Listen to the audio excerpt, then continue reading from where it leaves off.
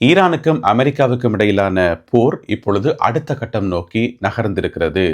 அதாவது ஹோமுஸ் நீரிணை பகுதியில் இடம்பெற்று வந்த போர் என்னென்னு சொன்னால், தாக்குதல்கள் நிறைய இடங்களில் நடந்தாலுமே கூட அதனுடைய மையப்புள்ளி பார்த்தீங்கன்னு சொன்னால் ஹோமுஸ் நீரிணை தான். அங்கேருந்து தான் எல்லாமே ஆரம்பம். இப்போ பார்த்தீங்கன்னு சொன்னால் ஹோமுஸ் நீரிணையிலிருந்து நகர்ந்து செங்கடல் நோக்கி சென்றிருக்கிறது மத்திய கிழக்கு யுத்தம். ஹவுதி அமைப்பினர் இன்று காலை சவுதி அரேபியாவினுடைய கப்பல் மீது தாக்குதலை நடத்தியிருக்கின்றார்கள். அந்த கப்பல் தற்பொழுது தீப்பிடித்து எரிந்து கொண்டிருக்கிறது. இந்த தாக்குதலின் மூலம் யுத்தகலம் இப்பொழுது மேலும் விரிவடைந்திருக்கிறது. உங்களுக்கு ஞாபகம் இருக்கும் நினைக்கிறேன், ஹவுதி அமைப்பினர் அதாவது ஏமன் நாட்டில் செயல்படுகின்ற ஹவுதி அமைப்பினர் இந்த போன திங்கட்கிழமை ஒரு எச்சரிக்கை விடுத்திருந்தார்கள். என்னென்னு சொன்னால், அந்த செங்கடல் இருக்குது தானே, செங்கடல் பகுதியில் இன்னும் ஒரு நீரிணை ஒன்று இருக்குது. அதாவது ஹோமுஸ் நீரிணை மாதிரி இங்கே ஒரு நீரிணை இருக்குது, பப் அல் மந்தப் என்று சொல்லி. அது எல்லா நாட்டு கப்பல்களுக்கும் திறந்திருக்கும், ஓகே. ஆனால் சவுதி அரேபியாவினுடைய கப்பல்களுக்கு மூடப்படுகிறது. சவுதி அரேபியா நாட்டு கப்பல்கள் இனி இந்த பாதையை பயன்படுத்த முடியாதுன்னு சொல்லி திங்கட்கிழமை அறிவித்திருந்தார்கள். அப்போ அதுக்கு பிறகு சவுதி அரேபிய கப்பல்கள் அதில் போகலை. ஏன்னு சொன்னால் தாக்குதல் நடக்கலாம் என்ற ஒரு அச்சம் இருந்தது. ஆனால் அதுக்கு பிறகு பார்த்தீங்கன்னு சொன்னால் கடந்த 2 நாட்களாக எந்த விதமான இதுவும் இல்லாமல் ஒரு அமைதியாக இருந்தது. அப்போ அதுக்கு பிறகு என்ன நடந்திருக்குன்னு சொன்னால், இன்றைக்கு வியாழக்கிழமை காலமே ஒரு சவுதி அரேபியா கப்பல் ஒன்று போயிருக்குது. சரி, போய்த்தான் பார்ப்போமே, உண்மையிலேயே பிளாக்கேட் இருக்குதா, உண்மையிலேயே முற்றுகை இருக்குதா, போய்த்தான் பார்ப்போமேன்னு சொல்லி போன இடத்துல திடீரென்று அதன் மீது தாக்குதல் நடத்தி இருக்கின்றார்கள் ஹவுதி அமைப்பினர். அதாவது சவுதி அரேபியாவிலிருந்து 130 கிலோமீட்டர் தொலைவில் செங்கடல் பகுதியில் வச்சு இந்த டேங்கர், இந்த ஆயில் டேங்கர் தாக்குதலுக்கு இலக்காகி இருப்பதாகவும், இதனுடைய பேர் என்சீலியா என்று சொல்லியும் அழைக்கப்படுது. இந்த கப்பலில் இருந்த பணியாளர்கள் பத்திரமாக இருப்பதாக சொல்லப்படுது. ஆனால் கப்பல் ஒரு பகுதி தீப்பிடித்து எரிந்து கொண்டிருப்பதாக, இந்த கப்பல் தீப்பிடிச்ச அந்த காட்சியை சேட்டலைட் இமேஜை அமெரிக்காவினுடைய முக்கிய ஊடகம் CNN வெளியிட்டிருக்கின்றார்கள். எனவே உண்மையிலேயே சவுதி அரேபியாவினுடைய கப்பல்களுக்கு அங்கே தடை இருக்குத்தான், அந்த பிளாக்கேட் அங்கே இருக்குத்தான் என்று சொல்லி. அப்போ ஹவுதி அமைப்பு ஏற்கனவே பல தடவை எச்சரிக்கை மட்டும்தான் விட்டிருந்தது, இந்த மாதிரி இங்கே தாக்குதல்கள் நடக்கும், இதை நாங்கள் மூட வேண்டி வரும் என்று சொல்லி. இன்றைக்கு காலமாக பார்த்தீங்கன்னு சொன்னால் உண்மையிலேயே தாக்குதல் நடைபெற்றிருக்கிறது. எனவே இதன் மூலம் யுத்தகலம் மேலும் விரிவடைந்து செல்கிறது. ஏற்கனவே பரவலான தாக்குதல்கள் நேற்றெல்லாம் பார்த்தீங்கன்னு சொன்னால் குவைத் மேலே கட்டும் தாக்குதல்கள் நடத்தப்பட்டிருக்கிறது. நேற்று மற்றது இன்றைக்கு அதிகாலை நேரம் எல்லாம் கடும் தாக்குதல்கள் நடத்தப்பட்டிருக்கிறது. இந்த குவைத் தாக்குதல் சம்பந்தமாக சில தகவல்கள் இருக்கு, நான் பிறகு சொல்றேன். அப்போ யுத்தம் விரிவடைஞ்சு போகுது நாளுக்கு நாள்.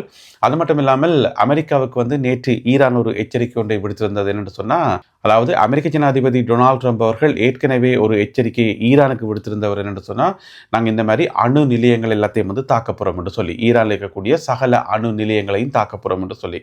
அப்போ ஈரான் சொல்லியிருந்தது, அணு நிலையங்கள் தாக்கப்படுமாக இருந்தால் ஒட்டுமொத்த மத்திய கிழக்குமே தீக்குள் அகப்படும் என்று சொல்லி, அதாவது நெருப்பு பிடிச்செறியும் அந்த அளவுக்கு எங்களுடைய தாக்குதல்கள் இருக்கும் என்று சொல்லி ஈரான் சார்பாக இந்த எச்சரிக்கையை விடுத்திருந்தார் என்று பார்த்தீங்கன்னு சொன்னால், ஈரானுடைய பாராளுமன்ற சபாநாயகர் மற்றது பேச்சுவார்த்தை குழுவினுடைய, இப்பெல்லாம் பேச்சுவார்த்தைகள் எல்லாம் இல்லை, பேச்சுவார்த்தைகள் நடந்த காலத்தில் பேச்சுவார்த்தை குழுவினுடைய தலைவராக இருந்த முகமது பாகர் கலிஃபப் அவர் தான். என்னென்னு சொன்னால், அவர் ஈரானினுடைய இப்போதைய ஒரு மிக முக்கியமான தலைவர்களில் ஒருவர்.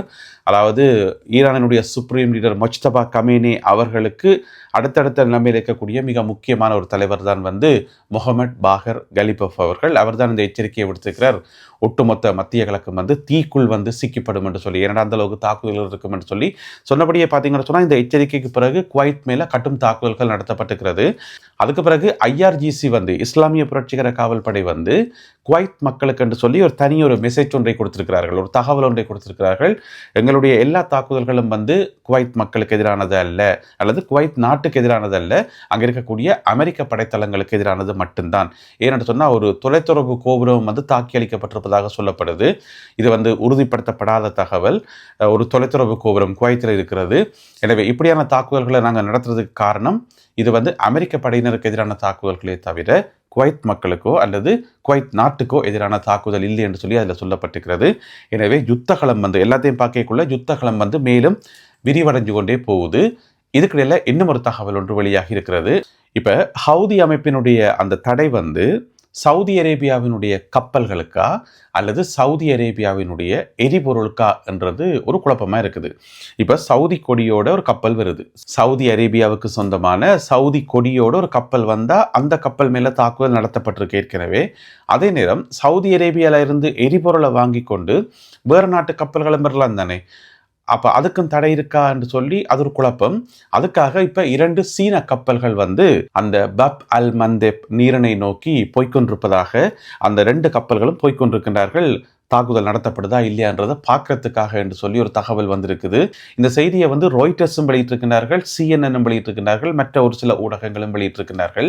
என்னென்னு சொன்னால் 2 சீன கப்பல்கள், 2ம் பிரம்மாண்டமான பெரிய கப்பல்கள். அதுக்கு கப்பல்களுக்குள்ளே இருக்கிறது முழுக்க முழுக்க சவுதி அரேபியாவில் வாங்கப்பட்ட எரிபொருள்.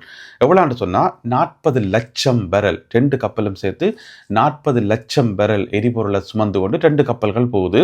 முதலாவது கப்பல் வந்து சின் லோங் யாங் என்று சொல்லப்படுற மிக நீளமான கப்பல். அது வந்து சிங்கப்பூர் கொடியோடு போய்கொண்டிருக்குது.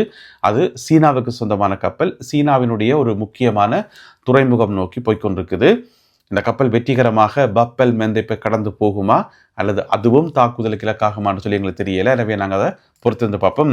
இன்று மாலை அளவில் அது சம்பந்தமான செய்திகள் வரும் என்று சொல்லி எதிர்பார்க்கப்படுகிறது. எனவே பொறுத்திருந்து பார்ப்போம். இது முதலாவது கப்பல். 2வது கப்பல் வந்து கொஸ்னியூ லேக் என்று சொல்லப்படுற இதுவும் ஒரு மிக நீளமான கப்பல் தான். இதுவும் வந்து பப் அல் மந்தேப் நோக்கி போய்கொண்டிருக்குது. இது வந்து சீன நாட்டு கொடியோடு தான் போகுது. கப்பல் வந்து சீன கப்பல், கொடி வந்து சீன கொடி. ஆனால் உள்ளுக்குள்ளே இருக்கிற எரிபொருள் வந்து சவுதி அரேபியாவில் வாங்கப்பட்டது. இப்போ இந்த கப்பல் மேலே ஹவுதி அமைப்பு தாக்குதல் நடத்துமா இல்லையான்றது ஒரு குழப்பம் தானே. எனவே அதை டெஸ்ட் பண்ணுறதுக்காக இந்த 2 கப்பல்களும் போய்கொண்டிருப்பதாக ராய்ட்டர்ஸ் முதற்கொண்டு CNN வரைக்கும் சர்வதேச ஊடகங்களில் வந்து செய்திகள் போடப்பட்டிருக்கின்றன. எனவே இந்த 2 கப்பல்களுக்கும் என்ன நடக்கும் என்பதை நாங்கள் பொறுத்திருந்து பார்க்கணும். உங்களுக்கு அந்த குழப்பம் இருக்கான்னு நினைக்கிறேன். அது என்ன, ஒரு நாட்டு கப்பல் இன்னும் ஒரு நாட்டு கொடி என்று சொல்லி அது சாதாரணமாக உலகம் முழுக்க இருக்கிற நடைமுறை தான். சீனாவுக்கு சொந்தமான கப்பலாக இருக்கும், சிங்கப்பூர் கொடியோடு போகும். அமெரிக்காவுக்கு சொந்தமான கப்பலாக இருக்கும், பனாமா நாட்டு கொடியோடு போகும். ஏன்னு சொன்னால் அந்த ஒரு கப்பல் வந்து வேறு நாட்டில் கொண்டு போய் பதிவு செய்கிறது இந்த டேக்ஸ் பிரச்சனைகளுக்காக. இப்போ ஒரு அமெரிக்க கப்பலை வாங்கி அந்த கப்பலோட ஓனர் வந்து அமெரிக்காவிலேயே பதிவு செய்தால் அதுக்கு நிறைய டேக்ஸ் கட்டணும், பதிவு செய்கிறதுக்கு நிறைய காசு கட்டணுமாம்னு சொல்லி. இதுவே இன்னும் ஒரு சாதாரண ஒரு சிறிய நாட்டில் கொண்டு பதிவு செய்தால் அங்கேயும் பதிவு செய்யலாம், அங்கே தடையெல்லாம் கிடையாது. அங்கே பதிவு செய்தால் கொஞ்சம் டேக்ஸ் கட்டினா போதுமன்றது தான். அதுக்காகத்தான் ஒரு நாட்டு கப்பல் வேறு நாட்டு கொடிகளோட பயணம் செய்கிறது. ஈரான் மீது அமெரிக்கா 12வது நாளாகவும் நேற்றிரவு தாக்குதல் நடத்தியிருக்கிறது. அதாவது தொடர்ச்சியான 12வது இரவு தாக்குதலாக நேற்று இரவு தாக்குதல்கள் இடம்பெற்றிருக்கின்றன. இந்த தாக்குதலினுடைய சேத விவரங்கள் வெளியாகல இருந்தாலும் தொடர்ச்சியாக பல நகரங்களை இலக்கு வைத்து தாக்குதல்கள் இடம்பெற்றதாக சொல்லப்படுது. அதே நேரம் மற்றொரு முக்கியமான தகவல், அமெரிக்க ஜனாதிபதி டொனால்ட் ட்ரம்ப் அவர்களுடைய எச்சரிக்கை. என்ன சொல்லியிருக்காருன்னு சொன்னால், இந்த எச்சரிக்கையில் வந்து ஈரான் வந்து ஒவ்வொரு கப்பல்களையும் தாக்குகின்ற போது, ஒவ்வொரு கப்பல் மேலேயும் தாக்குதல் நடத்தும் போது அந்த ஒவ்வொரு தாக்குதலுக்கும் பதிலாக ஈரானில் இருக்கக்கூடிய உட்கட்டமைப்புகள் வந்து தாக்கி அளிக்கப்படும்.